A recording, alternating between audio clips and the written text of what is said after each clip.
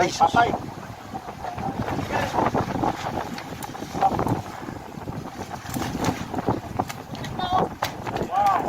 Tulungan nyo na ako. Tulungan nyo. Tulungan nyo.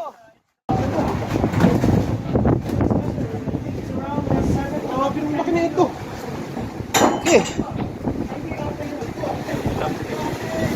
Tuhulog muna agad yung isa. Tanggalin mo na, pahulog mo na. Baka dyan pa yung mga kapatid.